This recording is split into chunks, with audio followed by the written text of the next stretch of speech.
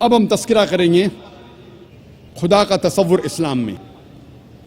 اگر آپ کوئی بھی مسلمان سے پوچھیں گے کہ اسلام میں خدا کا تصور کیا ہے، سب سے بہترین جواب جو کوئی بھی مسلم دے سکیں گے آپ کو خدا کے تصور کے بارے میں، وہ ہے سورہ اخلاص، سورہ نمبر 112 آیت نمبر 1 سے 4، جس میں لکھا ہے کل هو اللہ احد، کہو کہ اللہ ایک ہے، اللہ الصمد، اللہ جو بے نیاز ہے، لم یلد ولم یولد، وہ نہ کسی کو جنتا ہے نہ کسی سے جنا ہے، ولم یکن لہ کفوا احد، اس کے جیسا کوئی نہیں ہے. یہ سورہ اخلاص 4 آیتوں کی ڈیفینیشن ہے. خدا کے بارے میں تصور ہے سورہ اخلاص میں 4 آیتوں میں. اگر کوئی بھی انسان یہ کہتا ہے کہ یہ شخص خدا ہے، اگر وہ شخص ان 4 آیتوں میں سفلتا حاصل کرتا ہے، ہم مسلمانوں کو کوئی پرابلم نہیں، کوئی گلا شکوہ نہیں اس شخص کو ماننے کے لیے کہ وہ خدا ہے. سب سے پہلی آیت کل هو اللہ احد، کہو کہ اللہ ایک ہے، اللہ الصمد، اللہ جو بے نیاز ہے، لم یلد ولم یولد، نہ وہ کسی کو جنتا ہے نہ کسی سے جنا ہے، ولم یکن لہ کفوا احد، اس کے جیسا کوئی نہیں ہے. یہ 4 آیتوں کا ڈیفینیشن، یہ 4 آیتوں کا خلاصہ خدا کے بارے میں، اللہ سبحانہ و تعالیٰ کے بارے میں، میں اسے کہتا ہوں the touchstone of theology. Theo means God, logy means study. Theo مطلب خدا، لاجی مطلب پڑھائی، خدا کے بارے میں پڑھائی، خدا کے بارے میں جانکاری رکھنے کو کہتے ہیں تھیولوجی. اور تھیولوجی میں سورہ اخلاص کو میں کہتا ہوں دا لٹمس ٹیسٹ، خدا کو جاننے کا طلسمہ. سورہ اخلاص قرآن مجید میں 112ویں سورہ ہے. میں اسے کہتا ہوں خدا کو پہچاننے کا طلسمہ، litmus test to identify God. میں کہتا ہوں touchstone of theology. Touchstone, touchstone کے معنی ہے آپ جانتے ہیں پتھر. اگر آپ سونا خریدنا چاہتے ہیں یا سونا بیچنا چاہتے ہیں، آپ جاتے ہیں جوہری کے پاس اور جوہری پرکھتا ہے، جانچتا ہے یہ سونا کتنا کھرا ہے. وہ لیتا ہے سونے کو اور گھستا ہے ٹچ اسٹون سے، اپنے پتھر سے گھستا ہے، اور رنگ دیکھ کے وہ کہتا ہے کہ یہ سونا 24 کیرٹ کا سونا ہے، یا کہتا ہے یہ سونا 22 کیرٹ کا ہے، یا کہتا ہے یہ سونا 18 کیرٹ کا ہے، یا کہتا ہے یہ سونا ہی نہیں ہے، کیونکہ all that glitters is not gold. ہر چیز جو چمکتی ہے وہ سونا نہیں ہے.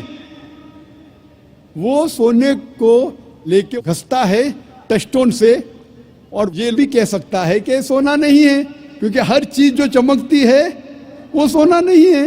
تو سورہ اخلاص میرے مطابق is the touchstone of theology. خدا کو جاننے کا طلسمہ. کوئی بھی شخص، کوئی بھی انسان اگر کہتا ہے کہ یہ شخص خدا ہے، آپ اس سورہ اخلاص کے مطابق اس کی جانچ کرو. اگر سفلتا پاتا ہے ان 4 آیتوں میں، ہمیں کوئی گلا نہیں ماننے کے لیے کہ وہ خدا ہے. مثال کے طور پہ کچھ انسان مانتے ہیں کہ بھگوان رجنیش خدا ہے. کوشچن آنسر کے وقت، سوال جواب کے وقت ایک ہندو بھائی مجھ سے کہا کہ ہم ہندو نہیں مانتے کہ بھگوان رجنیش خدا ہے. میں نے کبھی بھی نہیں کہا کہ ہندو مانتے ہیں کہ بھگوان رجنیش خدا ہے. میں نے کہا کچھ انسان مانتے ہیں اور سمجھتے ہیں کہ بھگوان رجنیش خدا ہے. میں نے ہندو مذہب کی کتابوں کا مطالعہ کیا ہے، کئی بھی ہندو مذہب کی کتاب میں نہیں لکھا ہے کہ بھگوان رجنیش خدا ہے، لیکن پھر بھی کئی انسان مانتے ہیں کہ بھگوان رجنیش خدا ہے. ابھی ہم جانچیں گے سورہ اخلاص کی بنیاد پر یہ بھگوان رجنیش صحیح خدا ہے کہ نہیں. سب سے پہلا امتحان कुल हु अल्लाह अहद, कहो कि अल्लाह एक है। क्या रजनीश एक था? हम जानते हैं कि कई इंसानों ने कहा कि मैं भगवान हूं, मैं ईश्वर हूं, और खुसूसन इस हमारे देश में, हिंदुस्तान में हजारों इंसानों ने कहा है कि मैं भगवान हूं। रजनीश एक वाहिद इंसान नहीं है जिसने कहा कि मैं भगवान हूं। फिर भी एक रजनीश भक्त कहेगा कि रजनीश यूनिक है, इलायदा है। ठीक है, हम जाते दूसरे इम्तिहान पर। दूसरा इम्तिहान है, दूसरी आयत, अल्लाह समद, अल्लाह जो बेनियाज है। क्या भगवान रजनीश बेनियाज था? हम जब भगवान रजनीश की आत्मा कथा पढ़ते हैं, उसमें लिखा है कि भगवान रजनीश को अस्थमा की बीमारी थी, भगवान रजनीश को डायबिटीज मलाइटिस था, उसको रीढ़ की हड्डी की बीमारी थी। आप सोच सकते खुदा को अस्थमा था, डायबिटीज मलाइटिस थी, रीढ़ की हड्डी की बीमारी थी। तीसरा इम्तिहान, तीसरी आयत, लम यलिद वलम युलद, ना वो किसी को जनता है ना किसी से जना है, ना वो किसी का वालिद है ना उसका कोई बेटा है। हम जानते हैं कि रजनीश मध्य प्रदेश के एक गांव में पैदा हुआ, उसके वालिद भी थे, वालदा भी थी। 1981 में रजनीश जाता है यूएसए, अमेरिका, और वहां हजारों अमेरिकनों को बेवकूफ बनाता है, और एक स्टेट में जिसका नाम था ओरेगॉन, वो अपना एक गांव कायम करता है जिसे कहा जाता था रजनीशपुरम। बाद में अमेरिकन गवर्नमेंट रजनीश को गिरफ्तार करती है और डालती है जेल में, और रजनीश कहता है कि अमेरिकन गवर्नमेंट ने मुझे स्लो पॉइजन दिया। स्लो पॉइजन, आप सोच सकते हैं खुदा को कोई स्लो पॉइजन कर रहा है, खुदा को कोई धीरे धीरे जहर दे रहा है।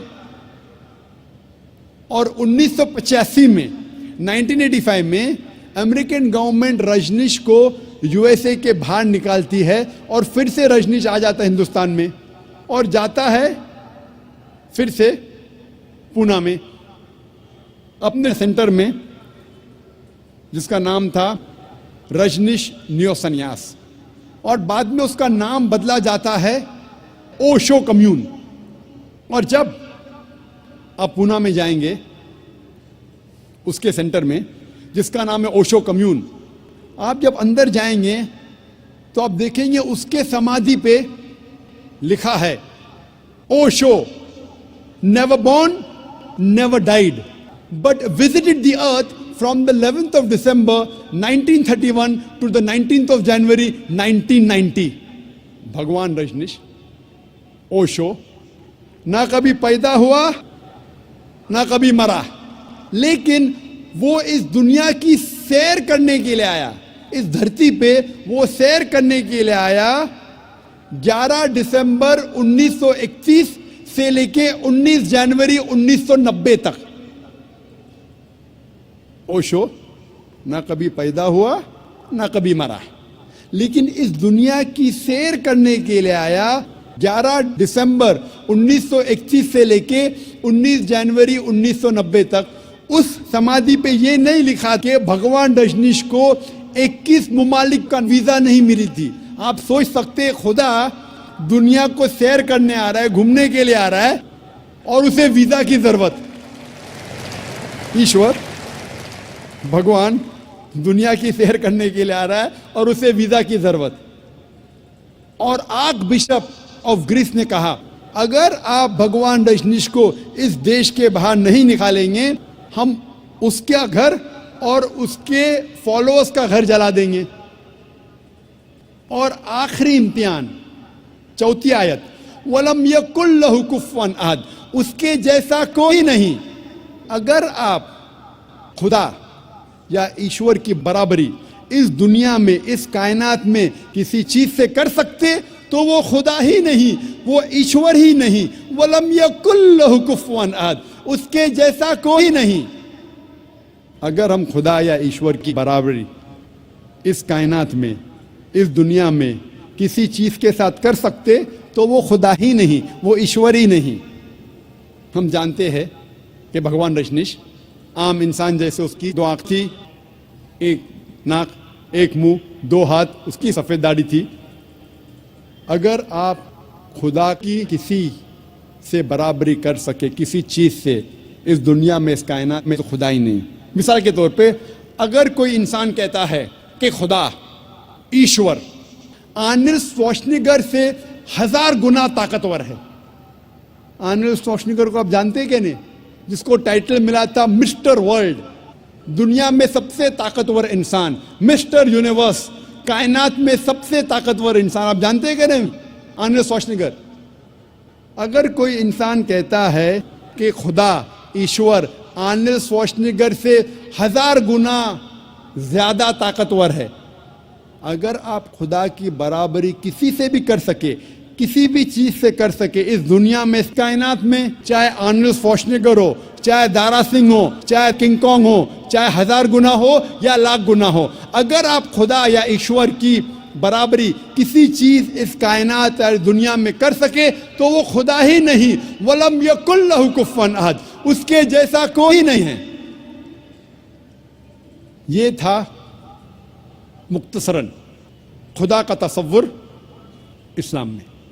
اور میں کہنا چاہتا ہوں کہ جتنے سامعین لوگ ہیں, میرے بزرگوں, میرے عزیز بھائیوں اور بہنوں, چاہے آپ مسلمان یا غیر مسلمان ہوں, آپ جس ایشور, جس خدا کی عبادت کرتے ہیں, اس خدا, اس ایشور کو ان 4 آیتوں سے اس ایشور کو جانچو.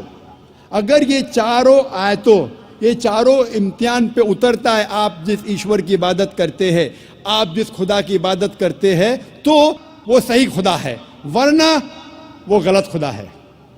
یہ 4 آیتوں کے مطابق آپ جس ایشور, آپ جس خدا کی عبادت کرتے ہیں, میرا آپ سے کہنا ہے, میرے سارے سامعین سے, میرے بزرگوں سے, میرے بھائیوں اور بہنوں سے, آپ جس ایشور, آپ جس خدا کی عبادت کرتے ہیں, اس کو جانچو ان 4 آیتوں کے مطابق. اگر وہ سفلتا پاتا ہے تو وہ صحیح خدا ہے, ورنہ غلط.